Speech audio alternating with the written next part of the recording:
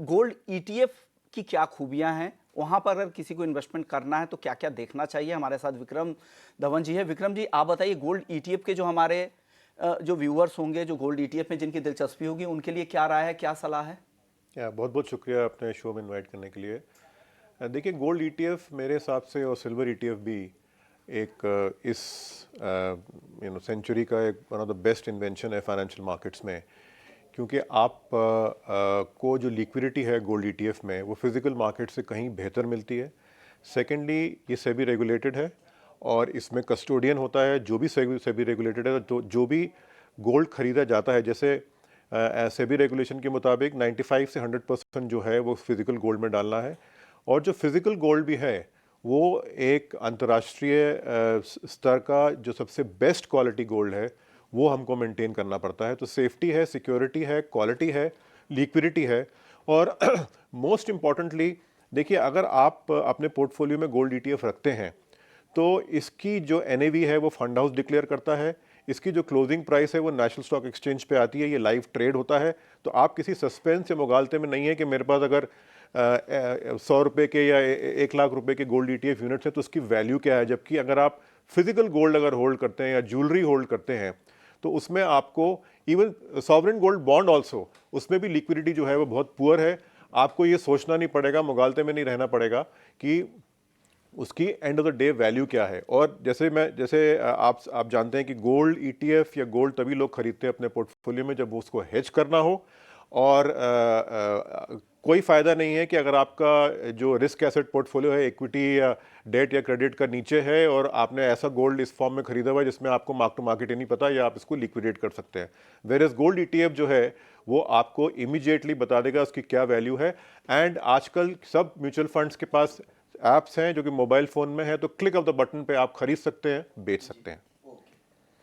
और एक चीज़ और, इसमें आप सबसे छोटा जो डिनोमिनेशन जो है वो 1 यूनिट है।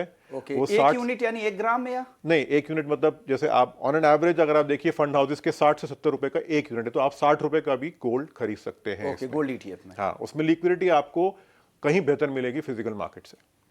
ठीक है। तो एक तरह से हम सारी चीज़ें बहुत स्पष्ट करते हुए जा रहे हैं और हम ये भी चाहेंगे कि चूंकि ये शो लगातार यूट्यूब पर भी लाइव स्ट्रीम हो रहा है, तो अगर आपके मन में कोई सवाल भी ऐसा है तो भी आप पूछ सकते हैं। आपको ऐसा कोई शंका समझ में आ रही है, ऐसी कोई बात ऐसी है जो आप नहीं समझ रहे हैं, तो उन सवालों को भी पुट कर सकते हैं। हम उन सवालों को भी अपने एक्सपर्ट से समझने की कोशिश करेंगे। चर्चा में मैं शामिल करूंगा रेनिसा चेनानी साहब को। चेना जी, माफ कीजिएगा, रेनिसा चेनानी जी को, ऑगमेंट गोल्ड से। रेनी साहब, बहुत बहुत स्वागत है आपका। और सबसे पहले तो अक्षय तृतीया की ढेर सारी शुभकामनाएं। सुख, समृद्धि और चमक का ये पर्व है और इतने खास मौके पर हम एक तरह से कह सकते हैं कि ऐसी हम एक तरह से हमने महाकुंभ लगाया है जो आम निवेशकों को, गोल्ड में दिलचस्पी रखने वाले हर व्यक्ति को आज बहुत सी चीजें स्पष्ट कर देगा। जरा डिजिटल गोल्ड के बारे में बताइए, इसका इन्वेस्टमेंट, इसके फायदे, इसकी खामियां, क्या चीजें बेहतर हैं और क्या चीजें जो हैं वो थोड़ा सा ऐसा लग रहा है कि थोड़ा इनमें दुरुस्त इनमें किया जा सकता है। जी नमस्कार, आप सभी को भी अक्षय तृतीया की हार्दिक शुभकामनाएं। डिजिटल गोल्ड के बारे में बात करें तो जब भी कोई गोल्ड खरीदने के लिए सोचता है तो उसके दिमाग में 6-7 चीजें होती है। सबसे पहले कि वो प्योर गोल्ड होना चाहिए, तो डिजिटल गोल्ड में 24 कैरेट 999 प्योरिटी वाला गोल्ड मिलता है आपको। सेकंड होता है दिमाग में कि टाइम अपने हिसाब से उसे खरीदना होता है, तो 24/7 आधी रात को भी आपको गोल्ड खरीदना है तो डिजिटल गोल्ड में आप खरीद सकते हैं। फिर तीसरा होता है कि आपको लिक्विडिटी अच्छी मिलनी चाहिए, ईज ऑफ परचेज मिलना चाहिए, वो भी रहता है डिजिटल गोल्ड में। विथ ओनली 2 क्लिक्स, सिर्फ आपका मोबाइल नंबर डालकर बेसिक केवाईसी करके without any demat account digital gold खरीदा जा सकता है। फिर होता है कि प्राइस आपको सही मिले, तो ऑल इंडिया सेम प्राइस रहती है। अलग अलग स्टेट से या कहीं से भी, कोई भी सिटी से डिजिटल गोल्ड खरीदे आपको एक ही प्राइस मिलेगी और बाइंग सेलिंग रेट आपको स्क्रीन पे दिखते हैं। सो आप आराम से खरीद सकते हैं। फिर होता है कि अमाउंट, कि मैं छोटी से छोटी अमाउंट में भी गोल्ड खरीद सकूं, तो डिजिटल गोल्ड में एज लो एज 1 रुपी तक गोल्ड खरीदा जा सकता है। कोई भी मल्टीपल्स में हो, आपको किसी भी ग्रामेज में हो, कितना भी आपको खरीदना हो, डिजिटल गोल्ड खरीद सकते हैं। और होता है सबसे important, Redemption.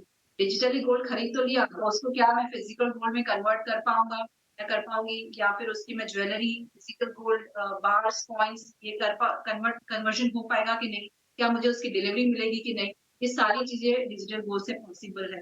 So digital gold एक ऐसी तरीका है जहाँ पे आप गोल्ड बाय करते हैं, वो आपका कई प्लेटफॉर्म्स हैं, जैसे ऑगमोंट भी एक प्लेटफॉर्म है जहाँ पे आप डिजिटल गोल्ड बाय करते हैं। वो सेफली एंड सिक्योर्ड, सबसे बड़ा एक रीजन है, वो सेव रहता है वॉल्ट्स में, और आपको जब भी उसको रिडीम करना हो रिडीम कर सकते हैं फिजिकल गोल्ड में, कॉइन्स में, ज्वेलरी में। तो इस तरह से आजकल के मिलेनियल्स, यंगर जनरेशन प्रेफर करते हैं घर बैठे कभी भी उनको बाय करना हो, with 2-3 clicks digital gold buy किया जा सकता है, बहुत ही इजी रहता है। तो ये थे इसके एडवांटेजेस।